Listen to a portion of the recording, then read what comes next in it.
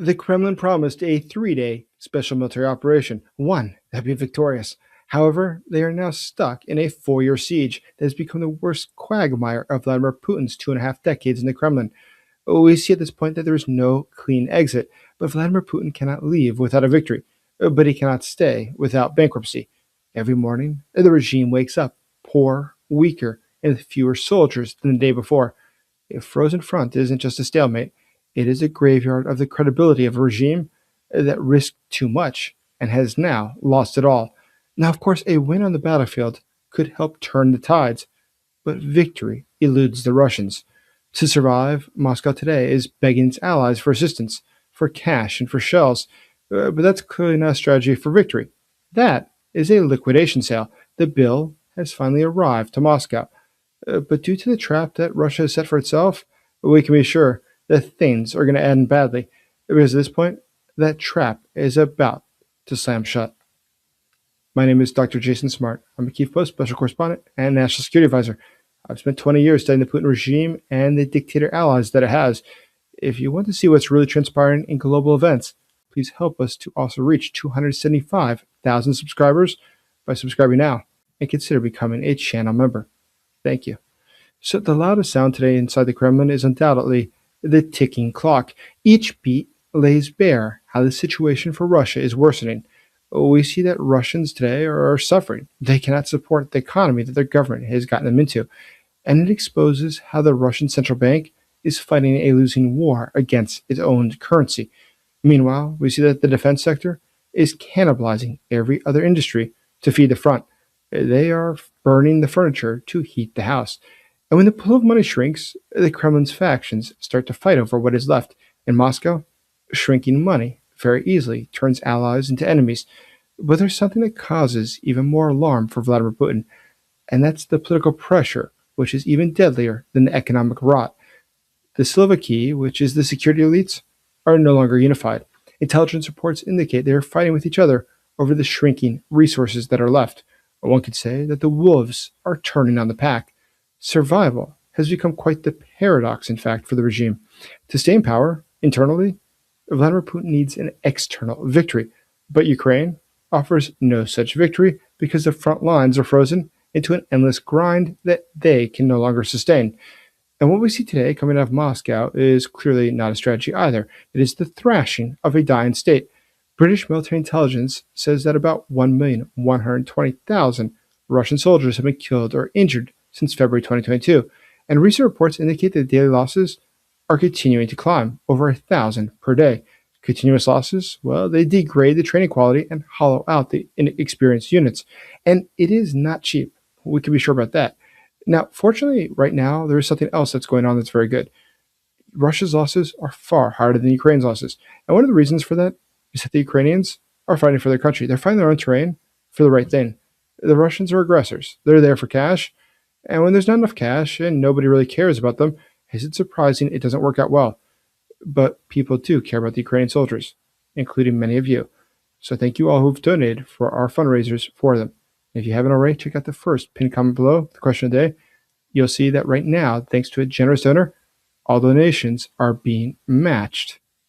And this is my birthday fundraiser, so please do donate. We really hope to help the Ukrainian soldiers get the gift of life so they come home alive. Thank you. So due to the high interest rates within Russia, we see that refinancing has become expensive. So weak firms today, they're running out of cash, which is why we now see the effects of that. We see the layoffs, the wage freezes, the closures that are following because credit is not available. Now, Russia claims that their economy is doing fine. However, prices rose by over 2% just in the first 2 weeks of this year. Now, if that pace were to hold for 12 months, that would work out to be about 39% inflation. And some areas of the country are now reporting that cucumbers are more expensive than meat, which is usually not the way that things work in market economies. It's a sign that there's some serious internal problems. The planned 2026 budget for Russia was supposed to have about $207 billion just for military and defense. Keep in mind that's out of a total budget of about $550 billion.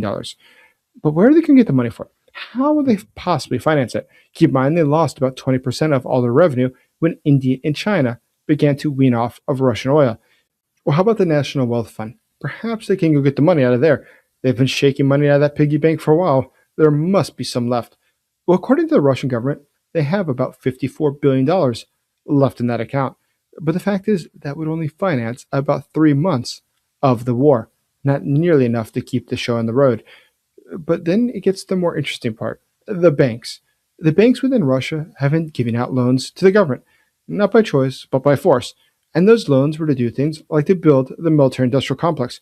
But the problem is that the government doesn't pay them back. And that's why today is it surprising that Moscow credit bank's non-performing loans are about 28% of its loan book. That means that more than 1 in 4 loans are impaired. That is a crisis for a bank. In comparison, about 1.5% of American banks' loans are past due. A 28% bad loan share is about 18.7 times worse than the US baseline. But this is exactly how a banking crisis stops being finance and starts being politics. Russia cannot allow visible failure, so the state props banks up and the credit freezes elsewhere, and the damage spreads in a predictable order. Credit lines vanish, payrolls shrink, and small firms fail. And then we see that the regional budgets begin to crack. High rates then amplify this loop. Refinancing fails, delinquencies rise, and the banks tighten again. Russia today, however, does not admit that it has a problem, despite the fact that its toxic loans are 1,767% higher than the United States and about 1,300% higher than Europe's. Moscow tries to play it cool. In contrast, if this were to happen in Western banks, it would be a very different scenario. In the United States, it would trigger stress tests, emergency supervisory actions, and a capital plan within days. Banks would be forced to raise capital, sell assets, cut lending, or merge just to survive. Failing institutions would be put under FDIC resolution, and with the management itself, it would be removed. Losses would be imposed on the shareholders. Deposits would be protected up to the insured amounts, while the bank itself could be seized over a weekend. However, within Russia, they don't do that. Within Russia, they try to deny that there's a problem. They're not looking out for the interest of the bank or for the people that have their money there. They're looking out for the needs for cash today. So imagine when your best strategy is to empty out your banks, to empty out people's savings. And that's paying for the war today, because that is how Russia pays for the war. That definitely opens the door for big problems in the time to come. Imagine that. This is Russia's great strategy, to take so much money out of the banks that they're no longer solvent. How is that going to work out for you in the long term?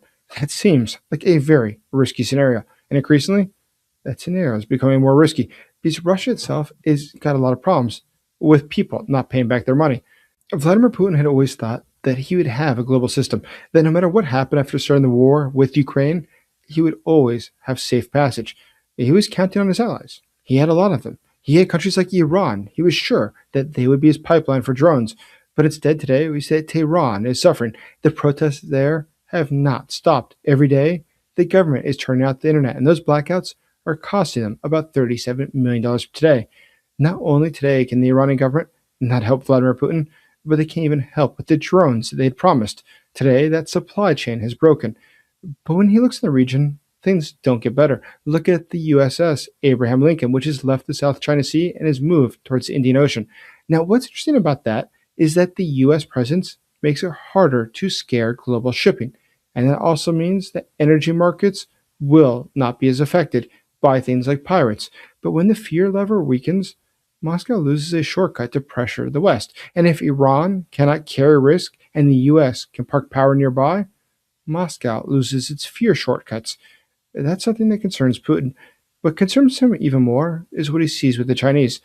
Vladimir Putin had always promised his elites that they could count on the Chinese, that they would backstop his mission. But today we see that the Chinese are not interested in being his quiet savior. Instead, Beijing is becoming increasingly more inward looking. It's got its own problems to deal with today. China is recording record losses in its population. In fact, there was only about 8 million births in the last year. There was about 11,300,000 deaths. But China, it's got its own problems, and Vladimir Putin's problems are not one of theirs. It's got its own population, which is decreasing. And that population, losing millions of people per year, that means that there's going to be fewer workers, slower growth, and less tolerance for external shocks. But Beijing also needs to prioritize domestic stability. And today, it has to demand harder terms from partners like Russia. Beijing is clearly not a lifeboat, but it is a price tag. Today, we see that Russia has very few partners, very few chances to work with others. And that's why today the situation is so bad. It can no longer count on Syria, or Iran, or Venezuela, or even China. They all have their hands full. Look at Xi himself, who has just fired the senior military elites inside of China. Watching these investigations is going to be very interesting. Where that takes the Chinese government is going to be fascinating. But for Vladimir Putin, that's not what he needs right now. He does not need to hear about a leadership that is being put into jail. He needs to find solutions for his problems. Those problems are compounding as the pressure increases. And all of this is concentrating risk inside of the Kremlin. Now, Moscow tries to widen distractions and to dilute the Western focus, but Ukraine keeps imposing cost without delivering a decisive outcome for Russia. And that turns the war to Putin's largest strategic error and a persistent drain on the regime's capacities. And as capacity shrinks, Vladimir Putin's ability to maintain control within his own country continues to worsen.